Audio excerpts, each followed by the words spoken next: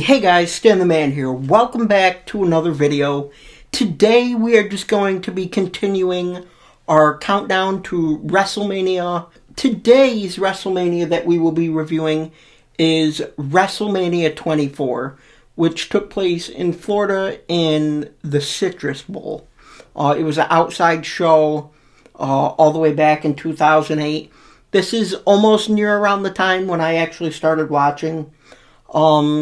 But yeah, guys, if you haven't checked out any of the other WrestleManias, go ahead and check those out.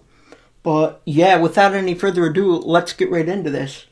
Now, the first match we're going to be starting with is HBK Shawn Michaels taking on Ric Flair. Now, this was basically, if Ric Flair lost the match, he had to retire.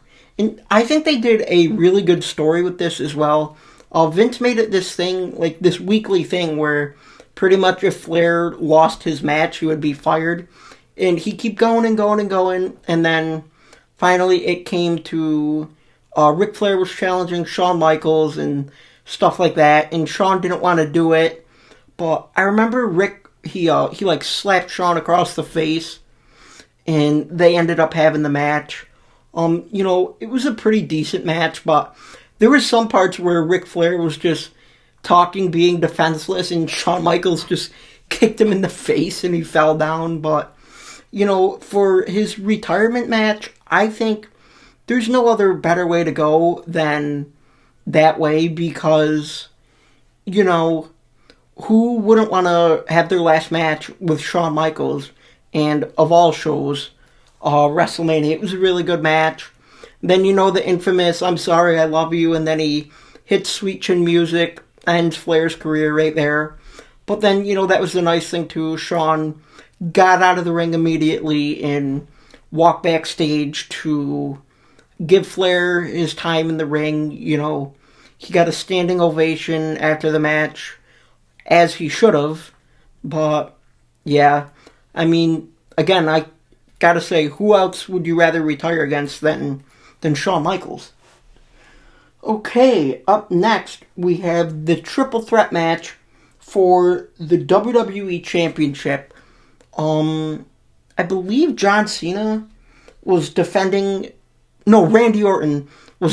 his WWE Championship against John Cena and Triple H. Now, basically, I would say from 2007 to 2009, no matter what, somehow these guys were all involved with each other. Rather it was Randy Orton and John Cena having a rivalry, Triple H and Randy Orton, John Cena and Triple H. No matter what, it always seemed like the roads always came back to these three. They were the top guys in that time, I would say. They all feuded over the WWE Championship.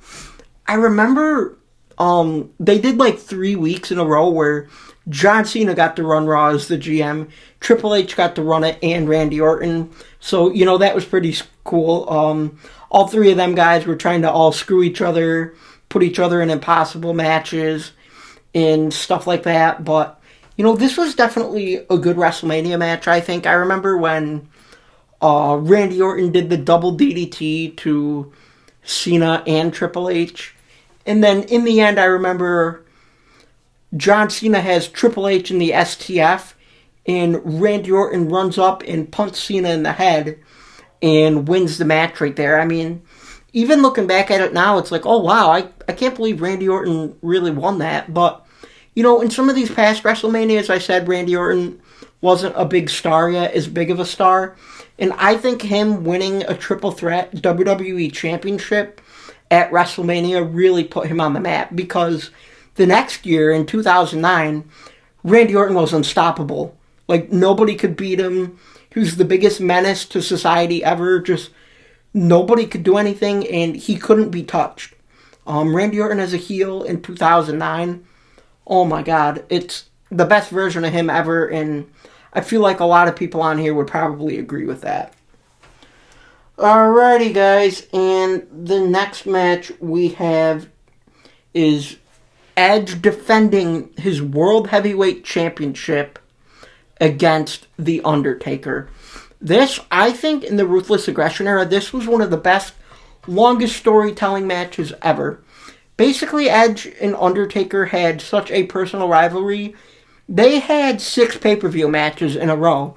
But the thing is we weren't sick of it because crazy stuff kept happening. You know, Edge would cost Undertaker matches. He'd use Vicky Guerrero to get any title match he could against Undertaker. They went against each other in Hell in a Cell. They went against each other everywhere. And to tell you how good this rivalry was, The Undertaker asked Edge if he wanted to break his 16 or 17-0 streak at the time, and Edge was like, absolutely not. I am not doing that. This match was awesome, though, because the entire time, Edge was like out reversing every single move. He reversed the tombstone, the choke slam, the last ride, old school. He reversed every single move there was. But, you know, in the end, he ended up choking out Edge with the Hell's Gate submission. But, you know, referees were taken out. Taker choke slammed the ref because he didn't count fast enough. Edge had Zack Ryder and Kurt Hawkins come down, try and cost him the match, which they had cost Undertaker many matches before. But, you know, Undertaker, again, he won the World Championship. 2nd year in a row. He won it at the WrestleMania before. But I just loved everything about this WrestleMania. You know, they had the last match of the night. It was dark. Edge's entrance looked awesome with the fireworks, Taker's with the palm trees and everything. Like, man, it was just an insane match. It was a really good match. Nice to see. And I definitely think it deserved to main event WrestleMania. And then this next match isn't really much, but I just figured I'd talk about it a little bit. It is the Money in the Bank ladder match. There was Shelton Benjamin, Carlito, CM Punk, Randy Orton. No, not Randy Orton. But anyways, they had a lot of good guys in that. Chris Jericho. I believe that's the one where they push Shelton Benjamin off the ladder and he does a front flip off of it and goes through another ladder. It's coming back to me now. And John Morrison does a backflip with the ladder. You know, WrestleMania ladder matches were always so exciting, but I guess the main reason I'm really bringing it up is because, you know, CM Punk won the Money in the Bank 2 times in a row. You know, I'm not really spoiling it for you.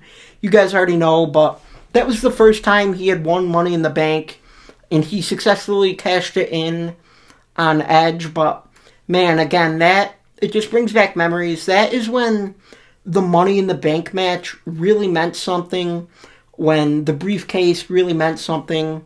But, you know, it's unfortunate. It means pretty much nothing now, but that's just a good memory. I think that was the second match.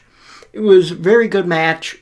Very good ladder match. You know, people freaking flying off ladders. I think Punk got his ass kicked a ton. But in the end, he came out victorious with the Money in the Bank contract. But, yeah, guys. So, that is going to be it for WrestleMania 24 review. Comment down what matches you liked on this card. Who you thought should have won what. And just overall how much you enjoyed it. But, yeah, guys, that is going to be it for this video. As always, if you like the video, hit that thumbs up. Consider subbing. And I will see you at the WrestleMania 25 review.